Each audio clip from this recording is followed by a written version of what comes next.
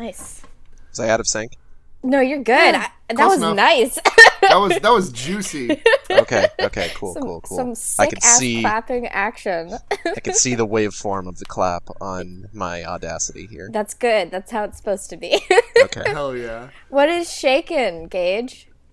Not much. So I've been kind of is this the start of the episode? Yes. Are we doing the cold this open is the now? pre-show. Yes. Okay. Just want to double check because I've been keeping an eye on that poll you guys have been doing, and I've noticed that Freddy's Dead seems to be winning, or was last time I checked, over Halloween Resurrection and Friday the 13th, 2009. Mm-hmm. And Hellraiser Revelations. Well, Hellraiser Revelations does not come into the thing that I'm about to bring up, which could cause a little bit of infighting. Okay. All right. Because I don't think that I'm going to be able to get a chance to actually ask this question. But does anyone else kind of realize that Jason Voorhees and Michael Myers are effectively the same monster? Yeah, I was thinking that too. They're just big, scary muscle guys with masks. Who don't die. Who just can't die. Yeah. One has a machete, one has like a kitchen knife. Yeah. It's just like they're effective. Like, I don't know. I don't know who made the first Friday the 13th that included big muscle man Jason Voorhees in it. Which I know wasn't the first movie, obviously. I haven't seen any of them, but, like, I don't know, like, did they rip off Michael Myers? Just, like, I don't know. Well, I think it differentiates it because the twist at the end is that it's actually his mom, right? In the first one, yeah. In the first one, but then they're just like, let's not subvert that shit anymore. Yeah. Let's go ahead and just rip off Michael Myers from here on out. John Carpenter was robbed. Yeah. Yeah. Okay, so that being said, Jason Voorhees has a better mask. I think the hockey mask is more iconic. Yeah, more iconic than William Shatner's face. Sorry, I'm quiet. I'm typing up the questions tweet because I forgot to post one before we started recording. It's all good. Ain't that just the way? You know what? I'm gonna have to get ready. Now I'm going to have to get ready to retweet that. Goodness. Oh my god, right. It's so much work to do podcast stuff. Yeah, I actually think about that every time, and also used to consistently get Voorhees and Myers mixed up all the time. Because they're... Blair, I have a question for you. Yes. So my question for you is, what if his name was Jason Voorhees? Oh, explain. I mean, technically it is. Okay, but there's an angle that she's going at this with, and I want to examine. What if his name was like Voorhees, like Vor, like the sexual eating thing? Sure. I mean, it doesn't have to be sexual, but sure. But have you ever heard Vor? Have you ever heard the word Vor used in a non-horny context? Actually, probably. Sometimes people just who aren't keen onto that kind of stuff will just use it to talk about eating. You know. But, you're kidding me. Well, that would kill me. But it's like a shorthand for like a prefix. You know. To a word, which is like voraphilia. Which is like, but it's like pseudo Latin for eating, not the philia part, obviously. Yeah, but like I use the word to describe just regular eating, but with the pretext of knowing the fact that it is in fact a fetish. I do that on purpose. Yes, as everyone should. It's the only valid way to talk about Vor. That, and also if his name was Jason Voorhees. Yeah, so I vored some pizza rolls before we started recording today, so... I haven't vored anything today yet. I need to vor something soon. Talking about voring breakfast foods, I'm lactose intolerant, as our listening audience probably already knows. As longtime puberty fans know, Blair stopped drinking milk so long that he became lactose intolerant. It's true. Also, it's kind of a genetic thing, because my aunt is severely lactose intolerant. Yeah. But, so I've been trying, like, experimenting with, like,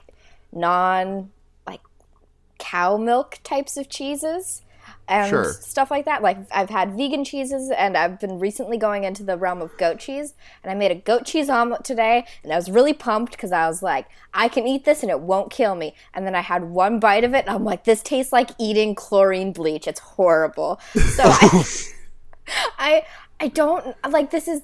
I had like one of my parents try it too, and they were like, "This tastes fine to me," and I was like, "What is wrong with my body that I can't consume any dairy products, or else it's super mad at me?"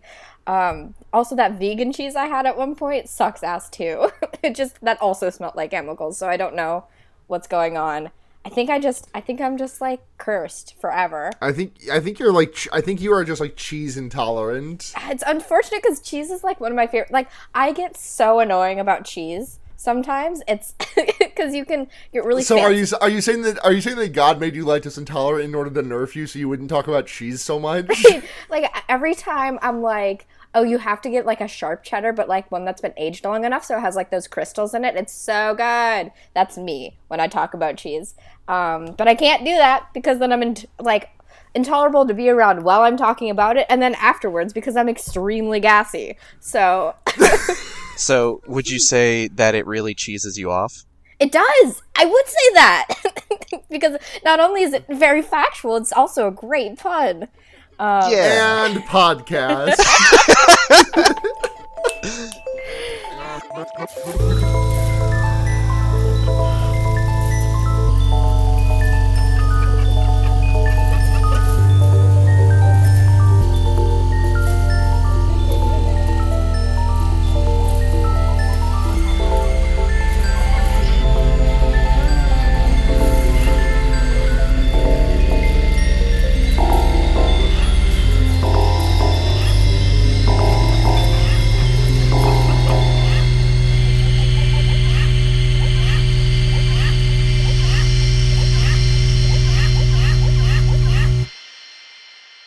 Welcome to Fear Baiting, everyone. It's your number one Owen Wilson dating sim. Oh my god, no.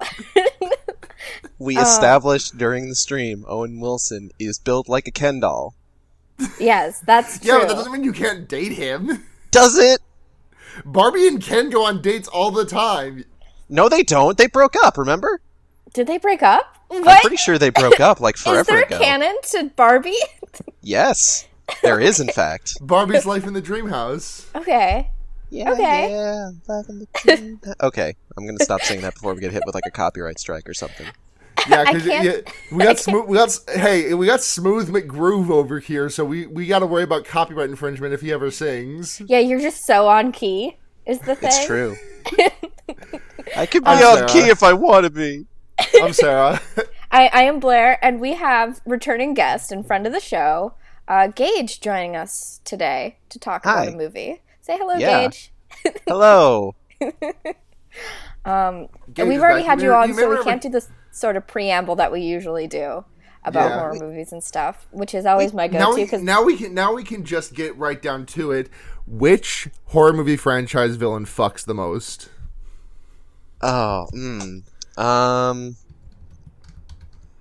Okay, well, you guys already had this conversation. But I want to know your answer. Oh, you want to get my perspective. Okay. Yeah. Okay, yeah. Hold on. Like was already discussed, like Alien is canon, Xenomorph. Right. That's kind of like their whole thing. Right, yeah. Dang.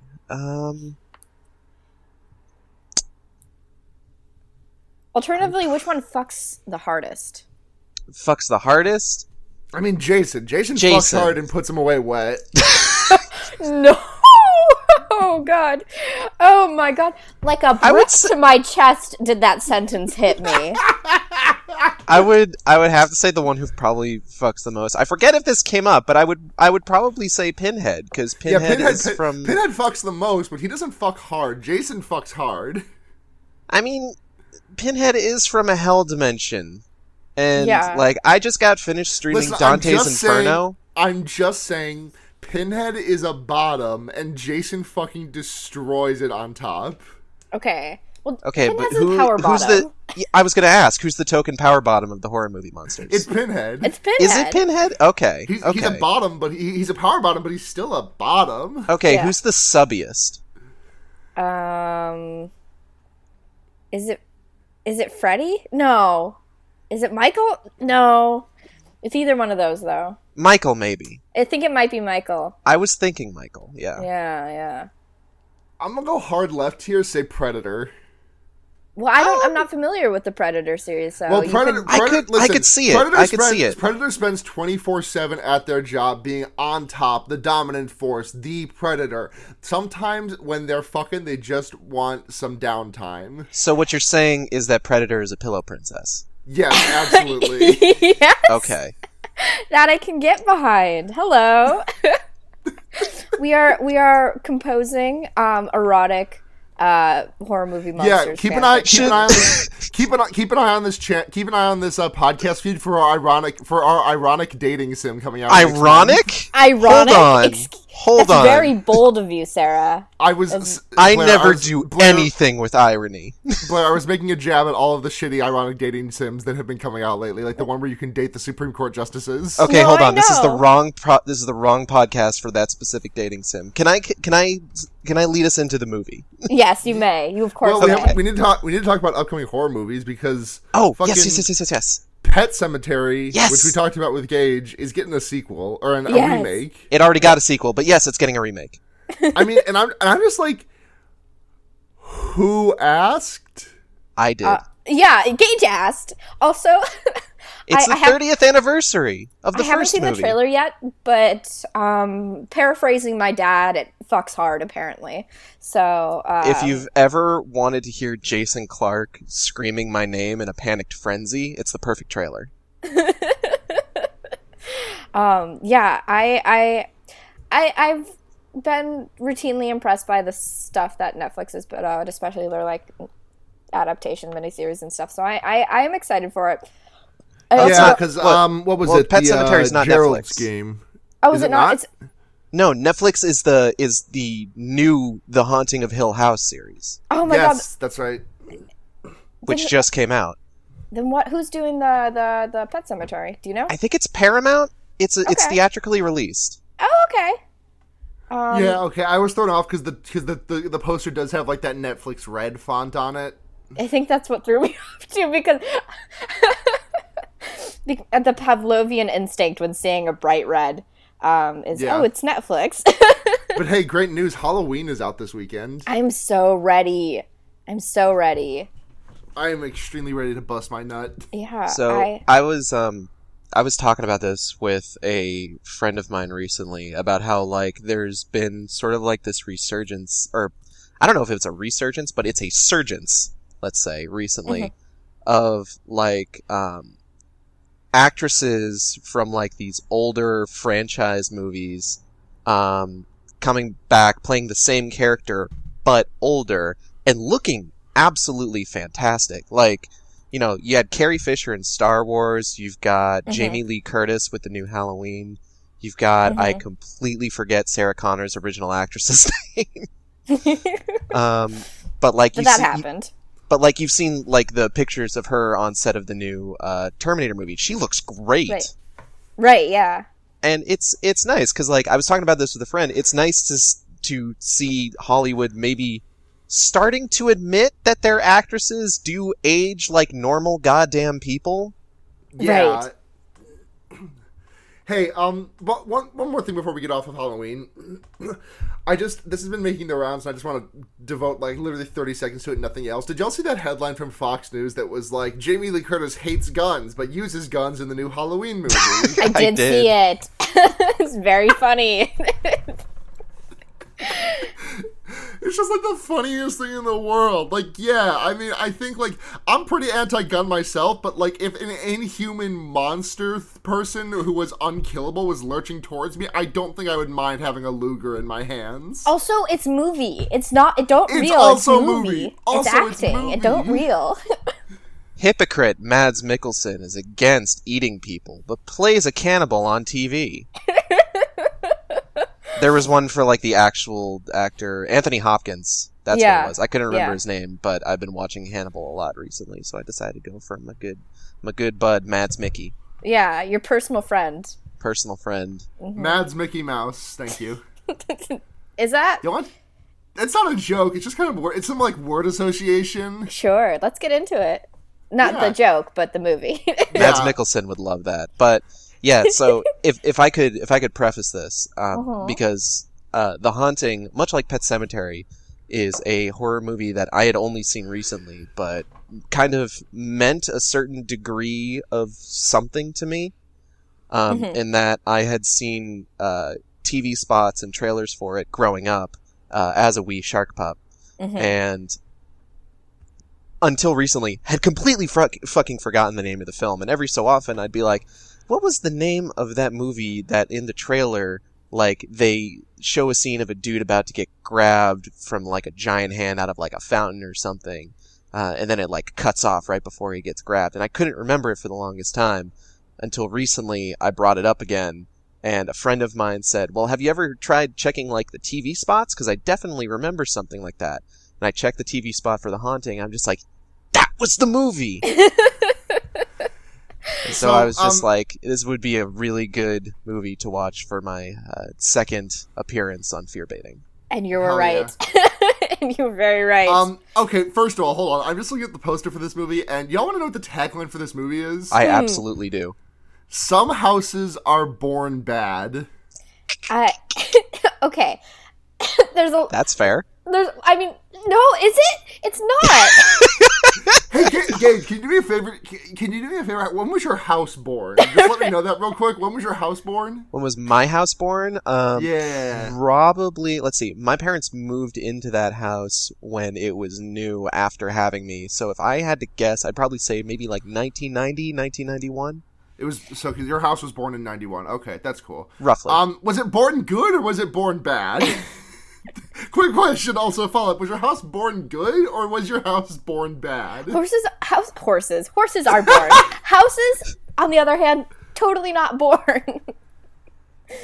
They're not, okay, it's a haunted house movie, so it's I keep rereading the poster to see if I somehow, like, misread it, because I woke up very recently, and, like, no, it just does say some houses are born bad. It's so corny, and it doesn't make any sense. I mean, it makes sense, but also, like,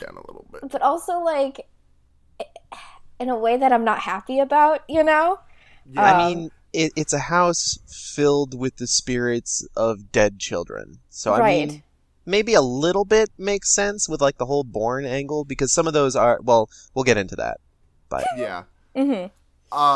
So one other thing I want to talk about is that the on the Wikipedia page, the billing on Wikipedia is fucked, in my opinion, because, you know, most important actor goes up at the top. So Liam Neeson gets top billing, which, of course, questionable given the female lead, but whatever. Then Catherine Zeta-Jones, then Owen Wilson, and Lily Taylor gets dead last billing on the Wikipedia page. I mean, I can kind of understand that to a certain degree. She's the main character. I had no idea who she was before I looked her up for this movie. Like, she's the main character. And then I had completely forgotten that I had read that she was also in some of the Conjuring films.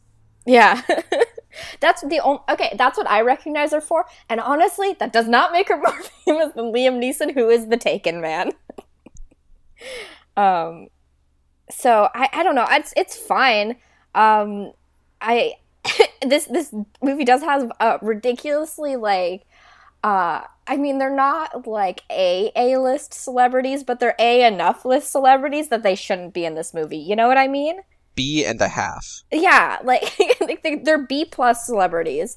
And I mean, in 1999, like, Liam Neeson was probably a hot commodity. I don't know. What what was Liam Neeson in around this time? Let's take a look at Liam Neeson's filmography. Well, he hadn't been in the new Star Wars yet. No. Yeah, hold on. That was same year. It was same year? That was same year. For some reason, I thought Star Wars came out in, like, the early 2000s. he was in Les Mis the year prior as Jean Valjean. Okay, but that Les Mis was not... I cannot say it was made the same impact as the more recent Les Mis did. Yeah, okay. I'm not seeing much of his, like, much high content in his early career. Is this his breakout role? God, I hope Was The Haunting his breakout role? He was in 1990. He was in a movie called Darkman, and then he was Darkman. No, we have to watch Darkman at some point. We have to watch Darkman. I watched the trailer for Darkman. He was the titular Darkman, of course. I watched the trailer for Darkman recently because it was referenced in the season finale of Venture Bros, and it is so dumb. It's a very dumb and very silly movie, and we must watch it at some point. Is it a horror movie? Kind of. I think we should just watch. If it's not, we should just watch it on our own time. It's a question of if it's horror enough, like right. Like some of the other Donnie Darko. Yeah. Also, this movie. This movie is a horror movie. Just because it's a bad one doesn't mean it's not a horror movie. It has a tone. Is it bad though? Are we sure about that? It's definitely not good, but aside from the part where Owen Wilson's head pops off like one of those Kool-Aid jammer tops, this movie sucks. Okay. Well, much like the fireplace flu, I did tear those off with my teeth. Mm-hmm. As one should. Let's get into this movie. We're 20 minutes into this podcast. Yeah, let's get into the nitty-gritty meat of this cinematic experience. So we start with our main character, Nell. Mm-hmm. And Nell is being kicked out of her apartment by her sister after spending like 20 years looking after her infirm mother.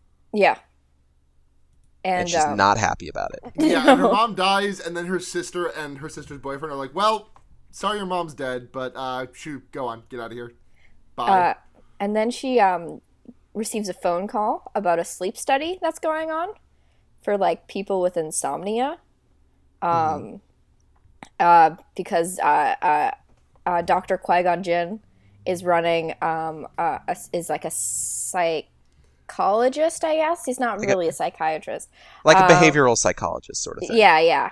And he's all like, I'm going to tell these people, like I'm going to tell a lot of people in my study that it's about insomnia, like it's a sleep study. But actually what I'm going to be really studying, because I'm super ethical and a great doctor, and this is totally not going to get my findings thrown out. It's actually about fear. So I'm going to try to scare the shit out of them.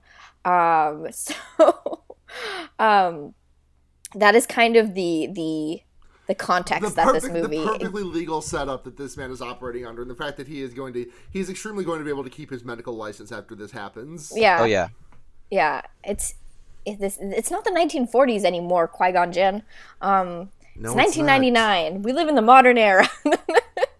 With our Nokia cell phones. Oh, his beautiful, beautiful, beautiful Nokia cell phone.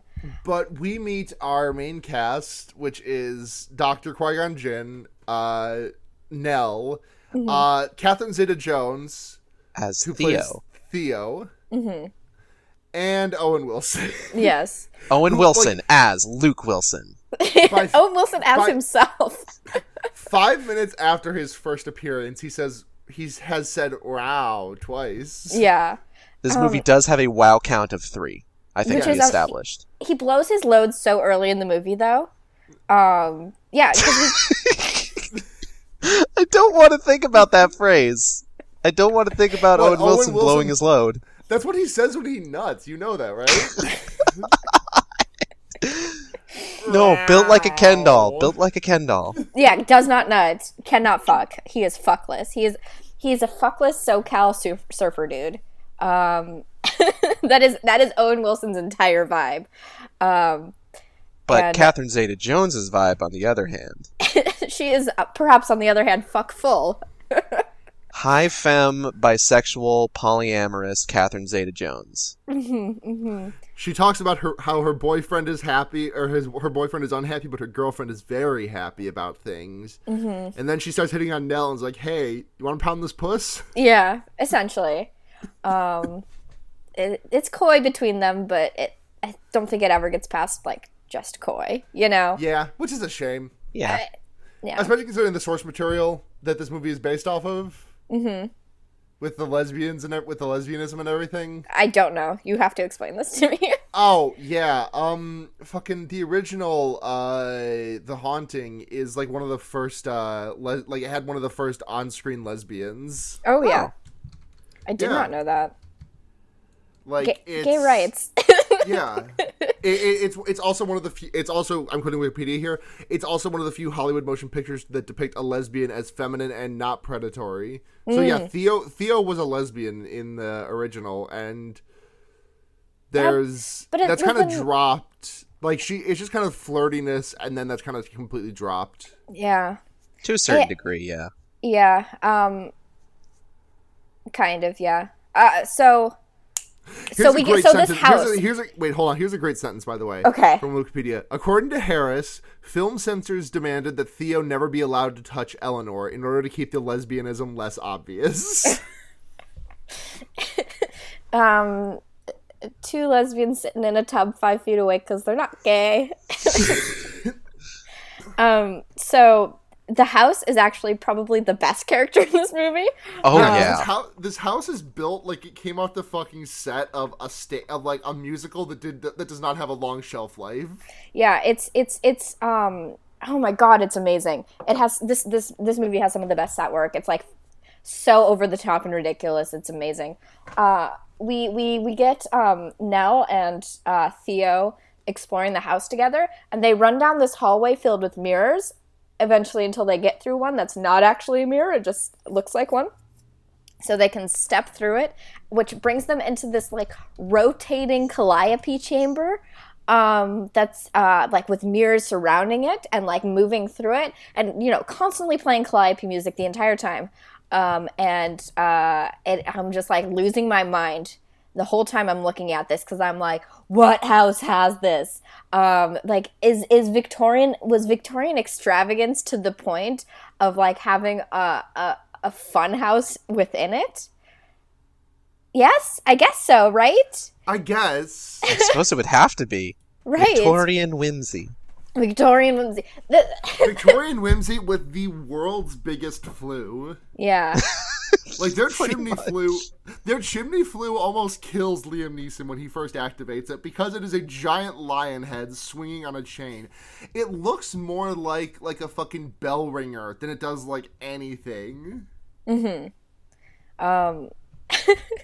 Like, what is that flue? It's insane. It's ridiculous. And we also get introduced to the housekeepers, the Dudleys, who are the harbingers, the fucking intensely on the nose harbingers. Mrs. Dudley, while Theo and Nell are like settling in, is like, I don't stay around the house when it gets dark in the night because it's dangerous in the dark at night. And it is very much a speech that she has practiced in the mirror to herself several times, and Nell makes fun of her for it in the movie. It is, and I like, which kind of like saves it a little bit, but also I was like, do the writers not trust me to understand that this is a haunted house in a movie called The Haunting? Like, am I expected not to make those conclusions myself? So I have like, I get the purpose of a character like this, but good God, it's intense. We spend like 15 minutes with these harbingers. Yeah. Which is way too many. But then they're not in the movie for like the rest of it. Yeah, then I forget they exist until they come back to the very end. Yeah, when they showed up at the end, I was like, who are these characters? Are they? I literally was like, are they really introducing new characters in the last 5 minutes of this movie? And then I realized, oh wait, I've seen these fuckers before. Yeah. Pacing of this movie is also maybe not great, because as I mentioned... This movie felt like 2 years. Yeah, as I mentioned when I was watching it, because I wasn't able... master's in the time it took us to watch this movie. I wasn't able to stay for the whole stream. I had to leave in the middle of it. And then I came back, but I watched it on my own prior, just so I could make sure that I saw the whole thing. And there was a point where it's just like, how long have I been watching this movie for? And I hadn't even hit the halfway point. Yeah, it is that kind of movie. And then it just, like, backloads itself with, like, all these plot revelations at the end. And it's just like, whoa. Yeah, like I'm trying to remember what happens in the first hour, and it's like, not a lot. It's just like the history of Hugh Crane. Yeah. Which I think, I know that's like, I think that's from the original text, but like, the name of Hugh Crane is just very funny to me. Is it because Hugh is a very funny first name? No, it's because it just sounds like they're saying the country of Ukraine. Oh, I noticed that too! That fucked me up. That is very, very valid. Yeah, we had someone in the stream chat, friend of the show, Anne, who had read the book and I think seen the original movie as well. And she said that it basically followed the plot, like, to the note. So it's plot consistent, but tone, the framing, everything else, I am sure varies wildly, because she was like, I don't know why this movie feels so different than the actual book, even though all the same shit happens, but it is fucking insane. Yeah. So also, at the start of this whole experiment, the doctor's assistant like gets her fucking face sliced open by a guitar string. I mean, it's a harpsichord or clavichord string, but you know, basically a guitar string. Right. Yeah. And it snaps, and it just like fucking tears her eye open, which sucks. Yeah, and then they put a shot glass over it. Yeah, Theo's like, hey, I'm gonna put a shot glass over this to keep the blood out. And I'm like, what that? Like, if there's blood coming out of the eye, will that shot glass not also keep the blood in? Just also, like, why is shot glass? It's a very weird shaped shot glass, by the way. Also, who more frequently has a shot glass on hand rather than like a napkin? You know, like, were they like doing tequila around the table? Like, absolutely. I mean, listen, maybe it's just like the environmental storytelling that Theo might have fallen off the wagon. I guess. I was about to suggest that they were probably Theo's. Yeah, I mean, I guess, but also, I mean, she's the one who first provides it, and I do want to reiterate, by the way, this is like, it's a shot glass with a stem. Like, this is like a tiny wine glass. Yes, but they call it a shot glass, if I recall They correctly. do, yes. So that, we are not being incorrect about glassware. If anyone's being incorrect about glassware, it's the fucking film that we just had to sit through.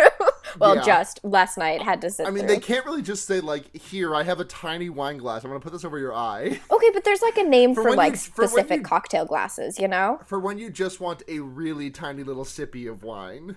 You talk to anyone who's, like, super annoying about cocktails, and they will tell you each kind, like, this is a tulip glass or whatever, you know? Like, there's names for different kinds of glasses. It's very... I mean, like, I do get it, but also, this is a tiny cup, and I'm very overjoyed at the fact that this is a tiny cup. Yes.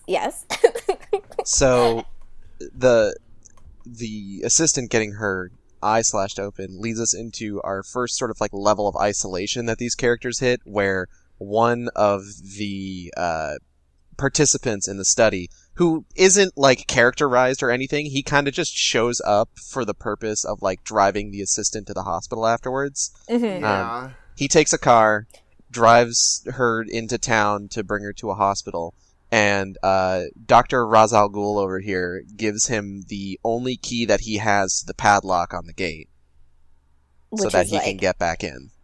Yeah. This seems like uniquely poor planning, but also whatever. I will allow it for the conceit of the movie. Yeah. So here's a sentence from Wikipedia. Theo and Nell begin to experience unusual happenings within the house, such as a mysterious force trying to open the door. Nell starts seeing ghosts of children in curtain and sheets. Hugh Crane's wood portrait morphs into a skeleton face. Yep. Yeah, those is things. vandalized with the words "Welcome home, Eleanor" written in blood. Okay, so this movie is notorious. So we talked about the bad pacing and the weird writing and the weird tone. I think the pinnacle of this movie's, like, nonsense is the 1999 CGI in this film, because there is so much of it. There's just so much of it, and every time it looks, first of all, ages this movie so much, and also probably didn't look that great at the time either, because we get, like, baby faces in the curtains, like, moving around like silk sheet baby ghosts, and like, there's some, like, smaller gestures that look fine, I guess, but also this looks like shit and piss. And also, there's just something about it that feels very first Harry Potter movie to me. Oh, yeah. You're not wrong. You're very not wrong. So I even if the CG was good, I think just the way it was used specifically makes it not scary. It's not scary. I think yeah, so the one that fucked me up is when the ghosts decide to braid her hair, and it's very, very poor CG hair. Mm-hmm. Yeah, like, just in the way that it moves and everything, it's just like, oh, that does not look good. No. And, like, I have sympathy, but also, like, I know of the era, but also at the same time, if you can't do it good, then just don't do it because it makes it so corny. Yeah, we get all this nonsense stuff happening. And then it turns out that they're living in a house that is owned by the worst man in history. Mm-hmm. Because he, A, had cotton mills with child labor, and B, kidnapped children from cotton mills and killed them.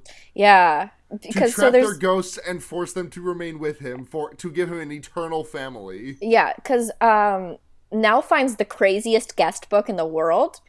It was actually, I believe, supposed to be a ledger for the employees at his textile mills. Oh, sure.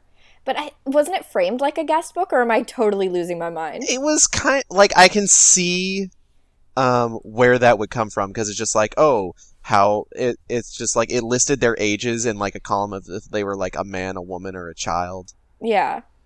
And then like the child names were crossed out, and they had a little Jesus cross next to them. That especially. Yeah. Dead kids. I'm Mr. Crane. I am reuniting the children with Jesus. Yeah. I'm sending them to the cross to be judged. This happens in the Northeast. He would not have that accent. I don't know how to do a Maine accent, so thank you very much. It's not even in Maine, I don't think. My name is Hugh Crane. It's in Massachusetts. I moved from Texas to Massachusetts to I don't even know if that's a Texan accent. I think I'm just having a stroke. I think you might be. I think you were trying to do like a Georgian plantation owner, which is an accent I get. Like it's my Kevin Spacey House of Cards. Sure. Oh God. My mint julep. That's the only way you can move into that kind of accent is just by saying your lip. It's kind of like a reset point. Like I have a Droopy the dog impression, but if I like kind of lose the thread if I go too long without saying oh boy. Yeah. Like it's a reset point. So among the other, me and Juliet. All right, I'm ready to continue my. You cannot. You cannot. Gage, please get us back on track. I have a stroke and I'm wasted. So in the process of looking into all of this stuff with regards to like things with Hugh Crane, the owner of the house, and everything, Nell also finds like this photo album of like this woman, and she takes a look at this woman and just says Carolyn, as if we're supposed to fucking know who that is. Yeah. Because the background for Hugh Crane is that, like, he had a wife who was the most beautiful woman in the village. Her name was Renee, and they tried to have a bunch of kids, and it didn't work. It didn't work out for them. And then Renee killed herself. But then, your boy Hugh Crane, that's why he started kidnapping the kids from his textile mills, because just like, I need a home filled with the laughter of children. And he killed them, and their spirits are trapped in the mansion. But he also remarried a woman by the name of Carolyn, and for some reason, Eleanor knows this. And you ever just encounter a picture of your great grandmother in the wild, and you're just like, oh, Beatrice. Yeah, obviously I know who that is. You instinctively know who your great grandmother is just because you saw her. She was in the background of a Polaroid. I don't even genetics work. I don't even know my great grandmother's first name, and I met her in person. Neither. Same, yeah. It's there's a lot of plot contrivances, which is being very generous, calling them contrivances and not outright holes. Yeah. For the longest time, no one believes Nell. Right. Yeah. I think But then Dr. Taken gets grabbed by a statue in the greenhouse and is like, oh shit, it's all real. Let's go home. Which is the scene that I remember from the TV spots, is seeing that. That is the scene that stuck with me for years, and I could never remember what this film's name was. Yeah, he gets vomited like cherry Kool-Aid on him, which is supposed to... It's supposed to be blood, but it is not. Oh, it's foreshadowing for when Luke's head comes off like a Kool-Aid jammer. Which I was very adamant about getting back home before we reached that scene, because you two, Sarah especially, Sarah, you had been talking about how much you wanted to see Owen Wilson die, and I had to hold my laughter every time you brought it up because I knew when it was coming. So yeah, they try and start leaving the house, and then Owen Wilson gets like grabbed by the fucking ghoulies and dragged to the fireplace, where he stands up, and everyone's like, "Luke, get out of the way!" And then Owen Wilson's head comes off, like in one clean motion because a blunt instrument like hit it, like. Well, it bit it off. Oh yeah, it bit it off with those very sharp teeth, I'm sure. And I know this isn't a final... it's a very Final Destination-esque death, but it's not a Final Destination movie, so we don't get any blood, which is absurd because, like, even realistically speaking... His head comes off. Yeah, your heart is still in your body and still pumping blood because there's still electricity in your heart that is making it move. So there should be, like, a little bit, but all we get is, like, Kool-Aid vomiting out of a gargoyle at the most, which is not to mention that we were faked out of a death where Owen Wilson was in the car, something with metal pointy spikes fell on top of him but did not impale his skull. The gas can in his car started leaking gasoline but did not explode with him in it. And then what I feeling completely blue-balled, what we get is a total, like... like a total letdown because it's like his head pops off and that's great, but like maybe I just wish this was a Final Destination. I think I wish most movies were just Final Destination movies. So maybe that's just on me, I guess. Hey, do you want to know some other movies this director has worked on, by the way? Yes, I do. He worked on Speed. He worked on Twister. He worked on Equilibrium. He worked on Minority Report. He directed Lara Croft Tomb Raider: The Cradle of Life. Oh, Jesus. And he did cinematography for Die Hard. I buy all of that. This movie is peak of its era. It feels like a movie that came out actually maybe 5 years earlier than it actually did come out, you know? It's very that, you know? Yeah. So, you know how some movies are timeless? This one is not. This one is time full. Are we sure about that? I think I'm sure about that. Okay. If I was put in front of this movie and asked to guess what year it came out of, I would probably be right by plus or minus 2 years. So I would say I did that. Sorry. No, go ahead. I was just going to say, I think I did that with the first Mad Max, where I just like, this movie feels like a movie that came out in the 70s, and it was like 1979. So, yeah.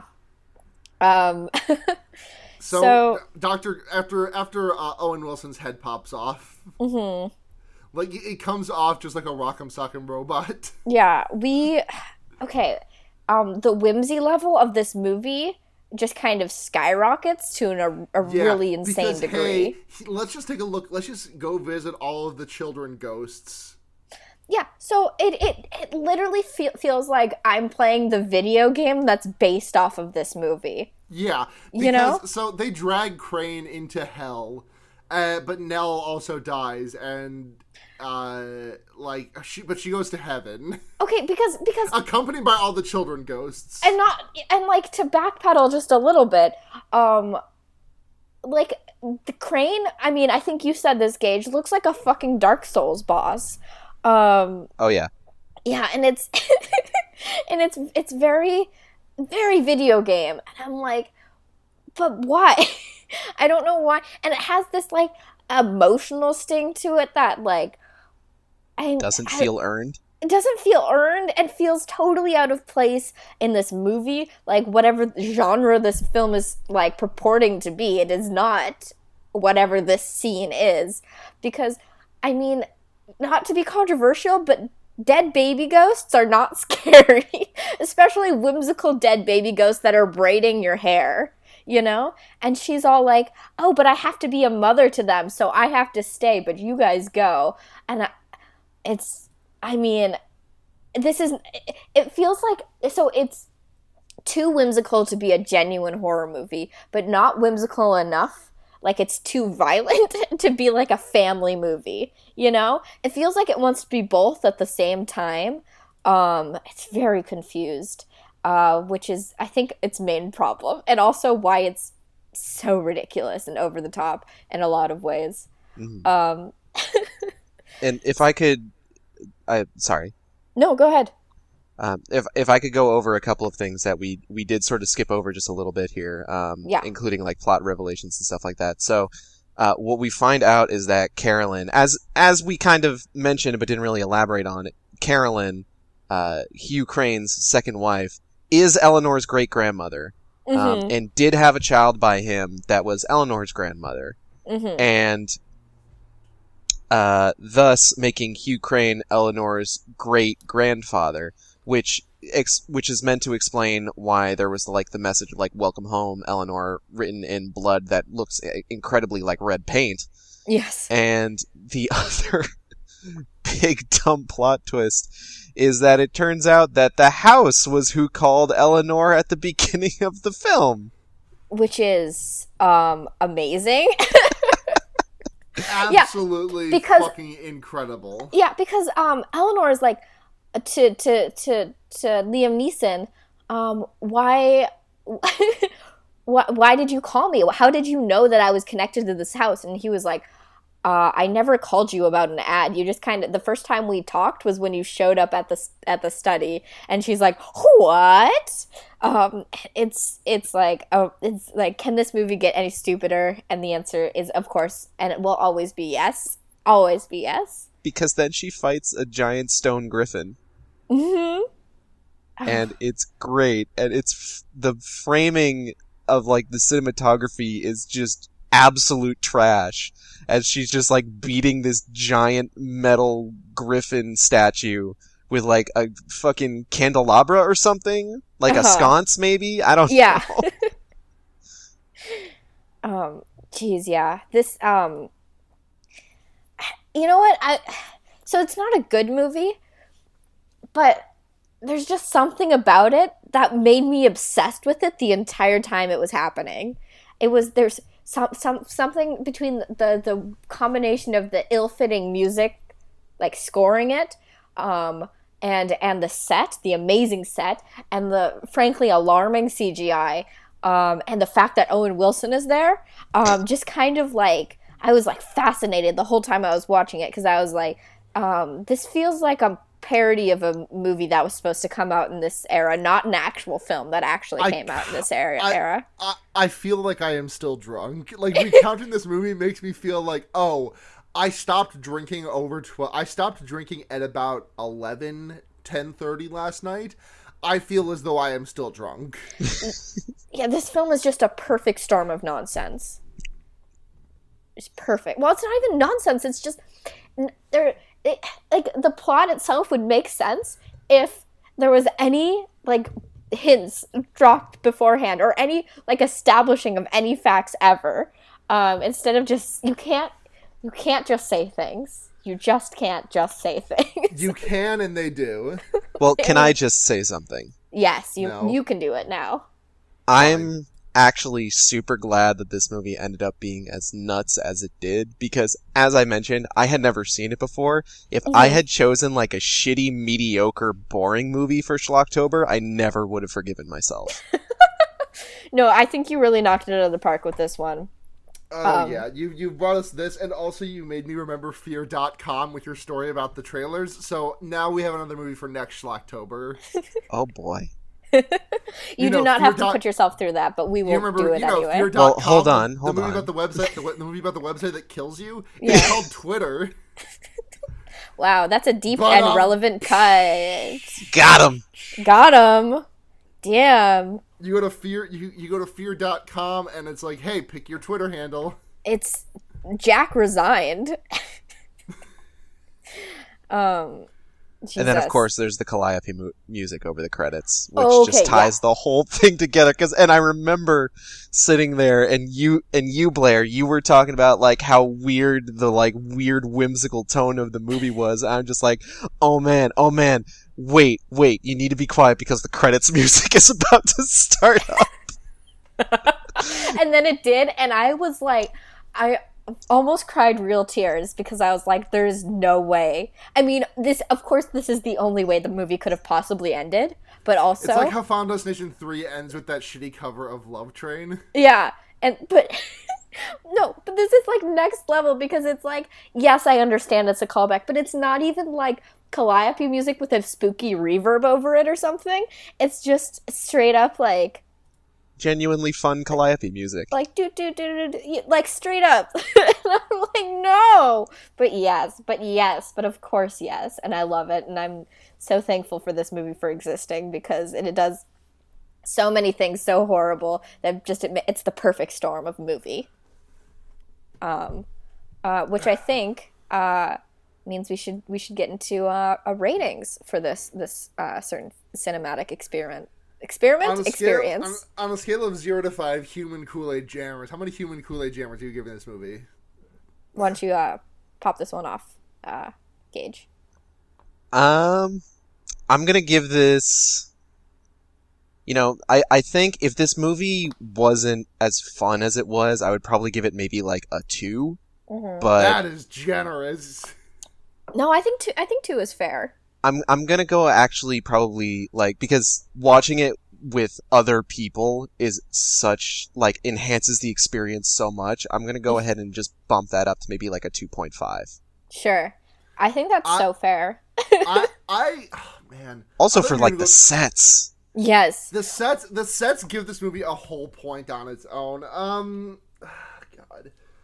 I think this oscillates somewhere between 2 and 2.5 for me because it just feels so long. Well, I mean, I was enthralled by this movie the entire time.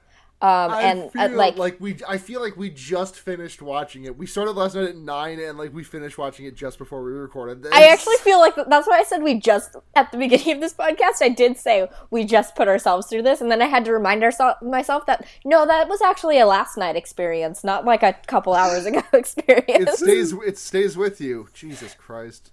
Yeah. My stomach hurts. Are you allergic to this movie?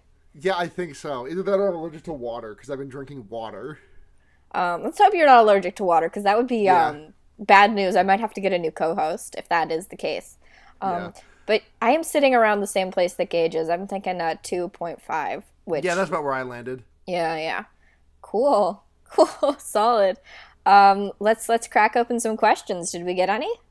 Nope. No questions? No questions. Do we have questions for each other? I don't know. That's okay.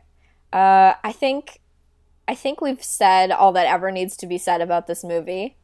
It is a work of chaos. It's a chaotic piece of art. So let's slide into home base with some recommendations. Do you want to start us off, Gage? Do you have something prepared? Otherwise, we can take the wheel if you need us to. So I had been preparing for weeks prior, trying to figure out oh man, what am I going to suggest?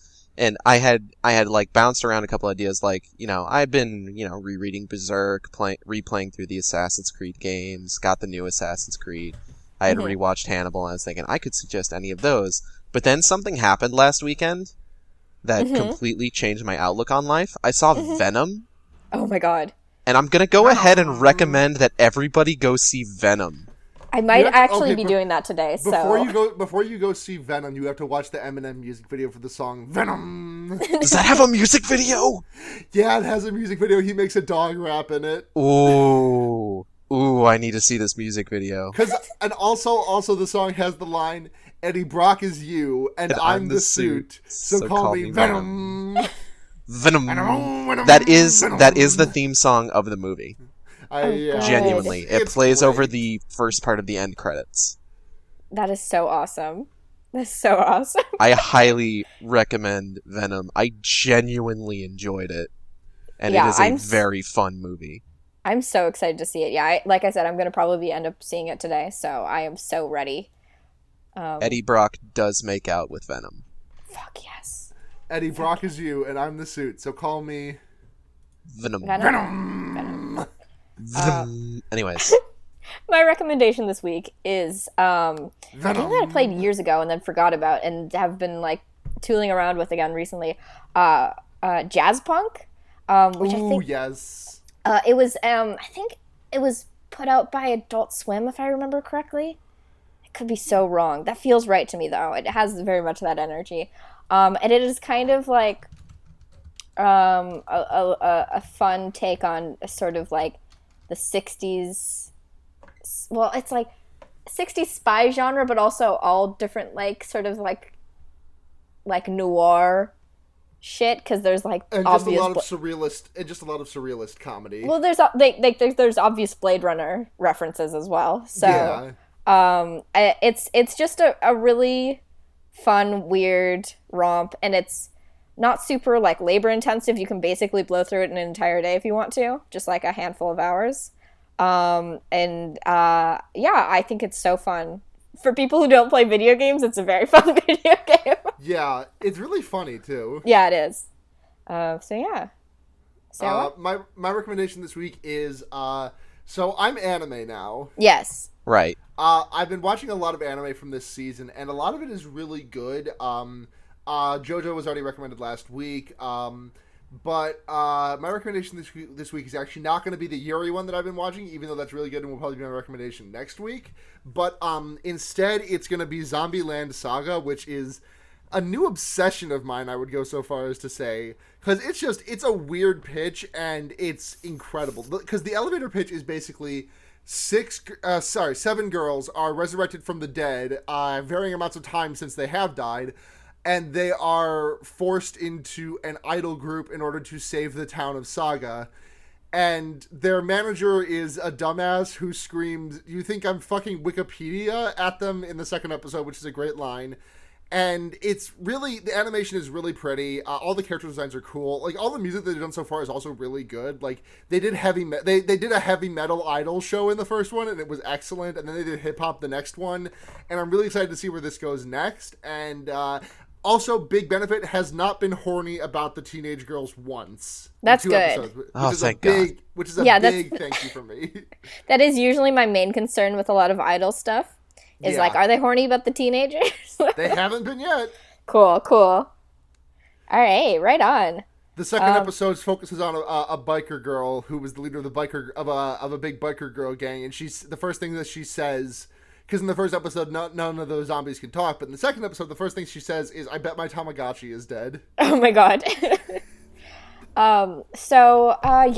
Thank you so much for listening to our episode this week. And Gage, thank you again for being on the show. Yeah, always a blast to have be you here. On. Yeah. If you want to contact the show or support the show or whatever, you can find us at fearbaiting on Twitter, fearbaiting.tumblr.com, or fearbaiting@gmail.com if you want to write us a strongly worded letter. You can support the show, patreon.com/fearbaiting. Yep, and we would like to extend a thank you to our $10 and $5 a month donors. $1 a month gets you access to our polls and any bonus content we do. $5 gets you a message right on the show. $10 gets you you get to choose a horror movie for us to watch. So thank you very much to Michael Kaiser, Paul Moran, Kit Spindler, Paul Bechtel, Sophie, and the cool Sophie. Parentheses, other Sophie is cool too. We love you more than everyone else. Yes. If you want to find me elsewhere, I am at Sunhazhenya on Twitter. That's ZHENYA. I'm also that on Twitch, and I can be found on Tumblr at Chiesatnakas. Check out our sister podcast, The Wonder Years, where Blair and I and our friend Seda talk about Animorphs. They're great books. And this week's episode was really good. Last week's, I guess. I don't know. And also, check me out on Henry Kissinger's Pokemon Going to Die, the new leftism podcast that's sweeping the nation. Yeah. You can find me online at BlairKitch on Twitter or blairkitch.tumblr.com. I'm not doing anything extra. Just being my fun old self. Gage, do you have stuff you want to plug? Yeah, you can find me on Twitter at sane_intolerant or on Tumblr at saneintolerant.tumblr.com. I also do Twitch streams at twitch.tv/saneintolerant, and all of those streams are generally put up on YouTube at youtube.com/saneintolerant. Nice. Brand consistency. Well, you know. That's what I like to see. That's going to do it for this week's episode of Fear Baiting, folks. We'll be back again next week with Junius and your choice of the movies, because the poll is still live. Check out our Twitter for that. Yes. But until then, we'll be seeing you this Friday at 9 p.m. Eastern Standard Time. And until then, I am Sarah. I have been Blair. And I was Gage in the original, but in the localization, I'm worse company. Oh. And remember, you can put a fucked up guy anywhere. Peace out.